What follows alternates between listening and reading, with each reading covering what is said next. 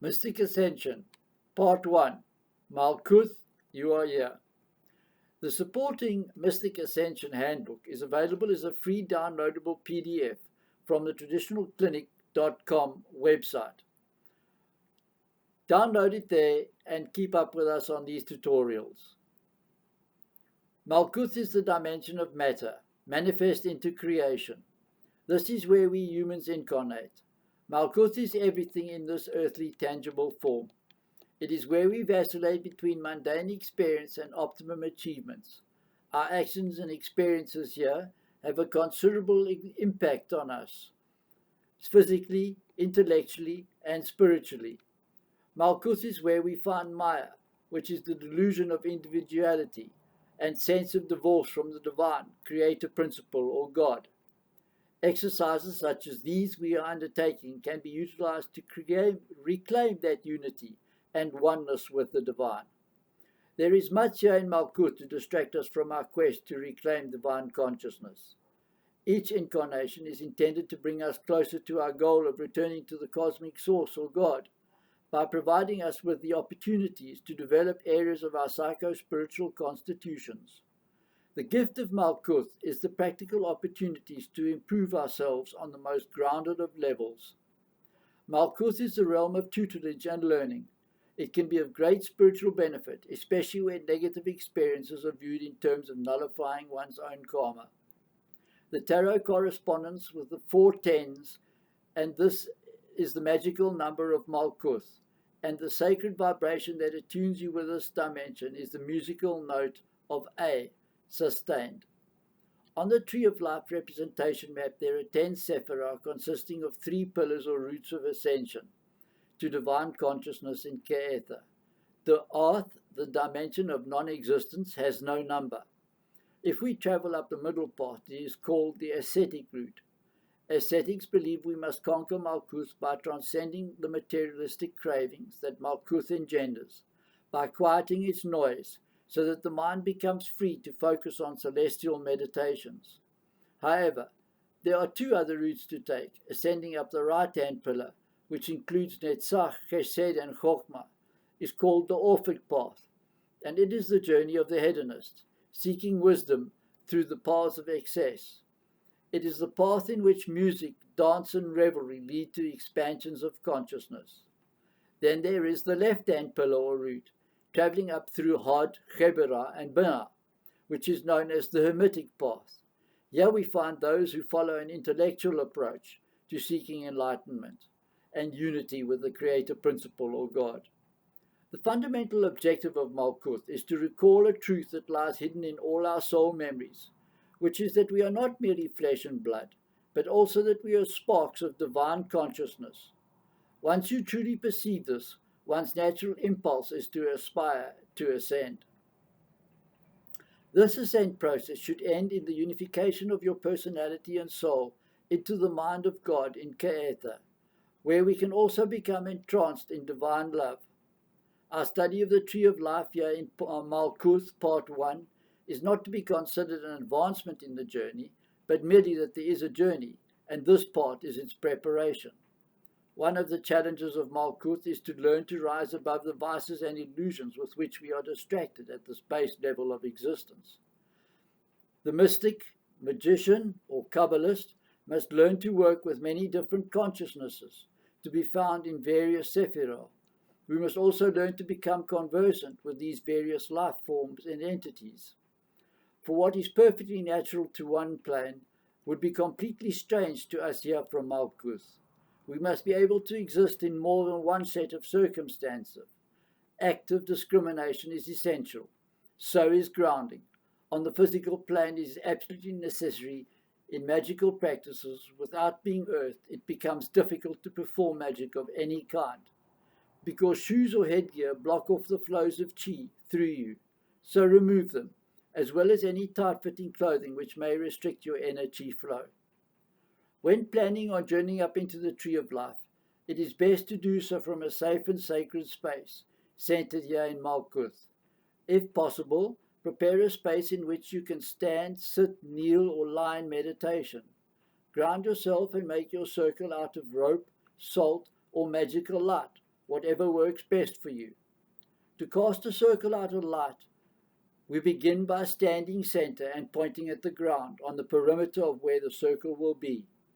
If you're in the northern hemisphere, then turn from east to south, then to west and back round to east. If you're in the southern hemisphere, then turn from east to north, to west and back round to east. This is called the soil, or the way of the sun. Then say while twirling round and pointing out your circle circumference with your wand hand, 2 fingers extended, say, by the light of creation and the power of the divine within me, I cast this light circle of protection all around me. As you turn and point out your circle circumference, imagine a bolt of golden blue light exiting your fingers and forming a circular barrier around which also gives you enough space to work in. In this circle you are protected. Declare it so in order to make it so. Say, here within my circle of light, I am shielded and protected, because I am God's love protecting here and God's light directing here. So mote it be. This magical circle will now protect your body while your mind and spirit are up in the tree of life. Next, we need to consecrate our spiritual symbol or tools of protection. So while in your magical circle or sacred space, stand facing east. Now we're going to draw down a pillar of light in order to energize and empower yourself and your circle. While standing straight up, and place your hands together in front of you, palms together like when saying a prayer. Now raise your hands up and reach as high as you can. Then turn your palms outward and pull down magical light from out of the atmosphere. And while doing this, say, Pillar of divine light, descend upon me, nurture me, nourish me, protect me, guide me, heal me, advance me, and fill me with abundance. Drop your hands down to your sides when you're finished. While you stand for a while and take in the light, see it filling your circle of influence and experience. When you are ready and within your wand hand, 2 fingers extended, trace out the shape of your symbol of protection in front of you. If it is a cross, imprint a crossing of your fingers in front of you. If it's a 5-sided pentagram, then start at the top, drop down to the right foot of your pentagram, then lift your fingers up to the left arm, now slide across to your right arm horizontally, then down to your left foot, and finally back up to your top or crown. And a 6-sided hexagram, which actually represents the macabre crystalline shape, is performed by tracing out an upright triangle, then tracing out an inverted triangle on top of the first upright triangle, like the Star of David. If you are a Hindu and your symbol is the sacred swastika, then trace that symbol out in front of yourself. Then say, as you're creating your spiritual symbol of protection, I create and consecrate thee as my sacred tool of spiritual protection. By the power of the divine within me, I summon divine light to protect me. So be it. Your sacred symbol of protection is now consecrated and ready for you to take with you everywhere. Use it as you feel the need. Just trace it out in the air to ward off evil. With regard to your interactions with beings or entities from any of the dimensions, always check that they are beings of good intent before allowing them to access your psyche or soul. There are plenty of vampires and ill beings out there, bodiless, incarnate, who choose or are forced to seek the absorption of others' energies. They are the emanations of Klipoth, from the shadow side of the tree of life. Avoid them if you can. Discernment is essential, and if need be, you can kick up a fight. Learn to stand your own ground. Have confidence in your abilities, all the while maintaining a healthy sense of humility in the cosmic scheme of things. At the appropriate time, when you're ready to start path working, enter your magic circle or sacred space from the east. The musical note for the Sephirah is A. Light your candles or incense if you have. Use earthly scents like patchouli or myrrh. These associations can help in meditation and spiritual practices, as each scent may evoke the qualities or energies of the corresponding Sephirah. Get comfortable. We're going to imagine the Temple of Malkuth. This dome-shaped temple has a floor tiled in black and white squares. At its center is a circular white marble bath filled with illustrious salt water. The temple is quite bare except for the bars of luminescent peacock feathers that are symbols of the 5 senses and their earthly attraction to the vices. The temple has 4 doors, an earthly door, an entry door, in the east and 3 exit doors leading to the ascetic route in the middle. On the left is the door of the hermetic route, and on the right is the Orphic door. For purification and transformation, imagine that you step into a bath until you finally submerge yourself. As you do so, your body begins to shine luminous and radiant. When you do this, the peacock feathers also begin to dissolve into tiny swarms of light, hanging in their places. Soon you're surrounded by these graceful souls of fire and light. These luminaries seem to tell you that all is good, and that all that you are exists for a reason. All is sanctified. You step out of the bath covered in shimmering light, purified. It's time for you to meet the Sephiroth's divinities. The god form in Malkuth is Adonai Haaretz, which means Lord of the Earth. The 2 archangels who rule are Sandalphon and Uriel. Sandalphon rules over atomic structure of the worlds of matter. Uriel is responsible for the structure and development of our planet Earth itself, independent of its present inhabitants. Ice ages, tidal waves, and volcanoes, for example, come under Uriel's jurisdiction. We humans consist of atoms and particles, and so in their development we fall under the supervision of Sandalphon. But as inhabitants of Earth, we are affected by Uriel. Uriel therefore controls the elements themselves. Egyptian gods Ra, Shu, and Tefnut, who are fire, air, and water, while Sandalphon rules over the evolution of all species and the paths of their particles through matter. Under Sandalphon's watchful eye are the angelic order called the Ashim, also known as the souls of fire.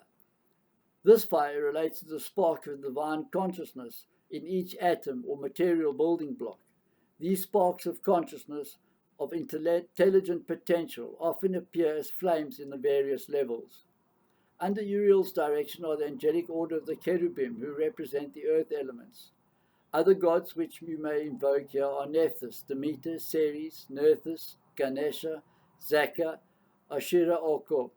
You're almost ready to leave Malkuth, but just one more thing, and that is a supplication to Gaia, Earth Goddess and Mother, to leave the material planes and project into the astral worlds of the Tree-of-Life.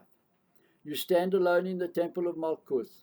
4 entities enter the temple through each door, a man from the eastern door and 3 chimera from the other doors, which are beings with human bodies and who have the heads of animals. The 3 are a lion, a bull, and an eagle. They join you as you stand surrounding the saltwater bath. As all of you stare into the bath, at its center emerges a ball of rock salt.